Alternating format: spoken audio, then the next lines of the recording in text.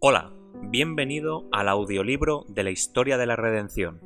Hoy narraremos el capítulo 26, el ministerio de Cristo. Cuando Satanás terminó sus tentaciones, se apartó de Jesús por un tiempo, y los ángeles le prepararon alimento en el desierto para fortalecerlo, y la bendición de su Padre reposó sobre él. El enemigo había fracasado con sus más fieras tentaciones, pero esperaba el momento cuando Jesús se dedicara a su ministerio, en cuyo transcurso en diferentes ocasiones puso a prueba su astucia contra él. Todavía esperaba prevalecer sobre él, estimulando a los que no querían recibirlo para que lo aborrecieran y trataran de destruirlo. El adversario celebró un concilio con sus ángeles. Estaban desilusionados y llenos de ira al ver que no habían logrado nada contra el Hijo de Dios. Decidieron que debían ser más astutos y usar su poder máximo para inspirar inseguridad en las mentes de sus compatriotas con respecto al hecho de que era el Salvador del mundo, para desanimar de ese modo a Jesús en el cumplimiento de su misión. No importaba cuán exigentes fueran los judíos en el cumplimiento de sus ceremonias y sacrificios, si se los podía mantener ciegos al mensaje de las profecías y si se lograba hacerles creer que el Mesías debía aparecer como un poderoso rey mundano, se los podía inducir a despreciar y rechazar a Jesús. Se me mostró que Satanás y sus ángeles estuvieron muy ocupados durante el ministerio de Cristo, induciendo a los hombres a manifestar incredulidad, odio y burla. A menudo, cuando Jesús presentaba alguna verdad incontrovertible para reprobar sus pecados, la gente se llenaba de ira. El enemigo y sus demonios los instaban entonces a tomar la vida del Hijo de Dios. Más de una vez tomaron piedras para arrojárselas, pero los ángeles lo protegieron y lo apartaron de la airada multitud para ponerlo a salvo. En otra oportunidad, cuando la verdad pura brotó de sus santos labios, la multitud le echó mano y lo llevó al borde de un risco con la intención de despeñarlo. Surgió entonces una discusión entre ellos sobre lo que debían hacer con él, y los ángeles una vez más lo ocultaron de la vista de la multitud, de modo que pudo pasar por en medio de ella y proseguir su camino. Satanás todavía esperaba que el plan de salvación fracasara. Ejerció todo su poder para endurecer el corazón de la gente y amargar sus sentimientos en contra de Jesús. Esperaba que muy pocos lo recibieran como Hijo de Dios, al punto que él considerara que sus sufrimientos y su sacrificio eran demasiado grandes para beneficiar a un grupo tan pequeño. Pero vi que si solo hubiera habido 2 que aceptaran a Jesús como Hijo de Dios y creyeran en él para la salvación de sus almas, habría llevado a cabo el plan. Alivio para los que sufrían. Jesús comenzó su obra quebrantando el poder de Satanás sobre los que sufrían. Restauró la salud del enfermo, dio vista al ciego y sanó al tullido, impulsándolo a saltar de alegría y glorificar a Dios. Restauró la salud de los que habían estado enfermos por muchos años, sometidos al cruel poder de Satanás. Con palabras llenas de gracia, consolaba al flaco, al tembloroso y al desanimado. A los débiles, acosados por el sufrimiento y a quienes el enemigo retenía triunfante, Jesús los arrebató de su puño, devolviéndoles la sanidad del cuerpo y dándoles gran alegría y felicidad. Resucitó a los muertos y éstos glorificaron a Dios por el maravilloso despliegue de su poder. Hizo obras extraordinarias en favor de todos los que creían en él. La vida de Cristo estuvo llena de palabras y actos saturados de benevolencia, simpatía y amor. Siempre estuvo atento para escuchar las quejas de los que acudían a él y para darles alivio. Multitudes llevaban en su propio cuerpo las evidencias de su poder divino. No obstante, después que las obras estuvieron realizadas, muchos se avergonzaron del humilde pero poderoso predicador. Puesto que los dirigentes no creían en él, el pueblo no estaba dispuesto a aceptar a Jesús. Fue varón de dolores, experimentado en quebranto. No podían soportar ser gobernados por los principios manifestados en su vida sobria y abnegada. Deseaban gozar de los honores que confiere el mundo. Sin embargo, muchos siguieron al Hijo de Dios y escucharon sus enseñanzas, regocijándose con las palabras tan llenas de gracia que surgían de sus labios. Esas palabras sumamente significativas eran tan claras que hasta el más simple las podía entender. Oposición ineficaz. Satanás y sus ángeles cegaron los ojos y oscurecieron el entendimiento de los judíos, e impulsaron a la gente más importante y a los dirigentes para que tomaran la vida del Salvador. Otros fueron enviados para prender a Jesús, pero cuando se acercaron a donde él estaba, fueron dominados por un gran asombro.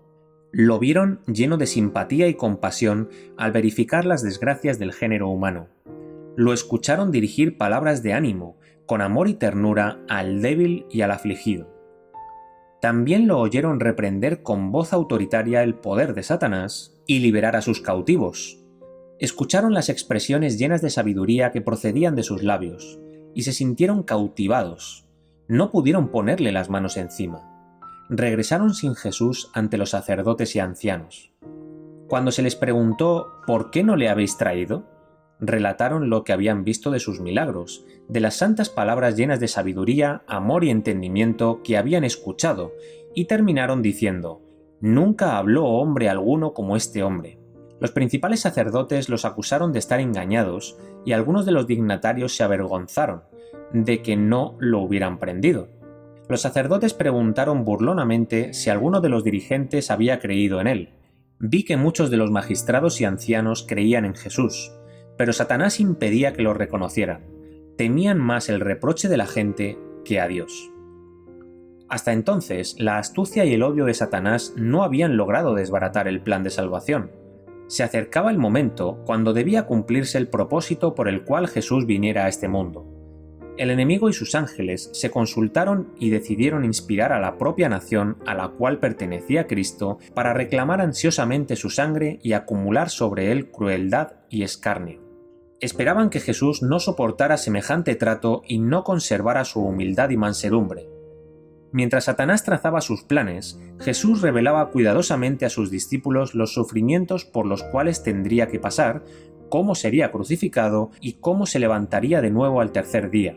Pero el entendimiento de ellos estaba embotado y no podían entender lo que quería decirles. La transfiguración. La fe de los discípulos se fortaleció muchísimo en ocasión de la transfiguración, cuando se les permitió contemplar la gloria de Cristo y escuchar la voz del cielo que daba testimonio de su carácter divino. Dios decidió dar a los seguidores de Jesús una prueba contundente de que era el Mesías prometido, para que cuando vinieran el amargo pesar y la desilusión de la crucifixión no perdieran por completo su confianza. En el momento de la transfiguración, el Señor envió a Moisés y a Elías para que hablaran con Jesús con respecto a sus sufrimientos y su muerte. En lugar de elegir a los ángeles para que conversaran con su Hijo, Dios envió a los que habían pasado por las vicisitudes de la tierra. Elías había andado con Dios. Su obra había sido penosa y difícil, porque el Señor había reprendido los pecados de Israel por su intermedio. Era un profeta de Dios. No obstante, se vio obligado a huir de lugar en lugar para salvar su vida. Sus propios connacionales lo perseguían como si fuera una bestia feroz, para destruirlo. Pero Dios trasladó a Elías. Los ángeles lo llevaron en gloria y en triunfo hasta el cielo. Moisés fue más grande que todo otro hombre que haya vivido antes que él. Fue grandemente honrado por Dios, y tuvo el privilegio de hablar con el Señor cara a cara, como alguien cuando habla con su amigo. Se le permitió ver la luz resplandeciente y la excelente gloria que rodean al Padre. El Señor libró por medio de Moisés a los hijos de Israel de la esclavitud egipcia. Fue intermediario entre Dios y su pueblo y a menudo se interpuso a la ira de Dios. Cuando el enojo del Señor se encendió grandemente contra Israel por su incredulidad, sus murmuraciones y sus graves pecados, el amor de Moisés por ellos fue sometido a prueba. Dios le propuso destruirlos y hacer de él una poderosa nación. Moisés manifestó su amor por Israel al suplicar fervorosamente en su favor. En su angustia oró a Dios para que desviara su fiero enojo y perdonara a Israel, o eliminara su nombre de su libro. Moisés pasó por la muerte, pero Miguel descendió y le dio vida antes que su cuerpo viera corrupción. Satanás trató de retener ese cuerpo pretendiendo que le pertenecía, pero Miguel lo resucitó y lo llevó al cielo. El enemigo se quejó amargamente contra Dios, acusándolo de injusto al permitir que le fuera arrebatada su presa. Pero Cristo no reprendió a su adversario, a pesar de que el siervo de Dios había caído como resultado de sus tentaciones. mansamente remitió el caso a su padre. El Señor te reprenda. Jesús dijo a sus discípulos que había entre ellos algunos que no pasarían por la muerte hasta que vieran que el reino de Dios descendía con poder. Esta promesa se cumplió en ocasión de la transfiguración. El rostro de Jesús estaba transformado y resplandecía como el sol. Su túnica era blanca y fulguraba. Moisés estaba allí para representar a los que serían levantados de entre los muertos en ocasión de la aparición de Jesús. Y Elías, que fue trasladado sin pasar por la muerte, representaba a los que serán transformados en inmortales cuando Cristo venga por segunda vez y sean trasladados al cielo sin pasar por la muerte. Los discípulos contemplaron con asombro y temor la excelsa majestad de Jesús y la nube que los envolvió, y escucharon la voz de Dios que con majestad terrible exclamó: «Este es mi Hijo amado, oídle».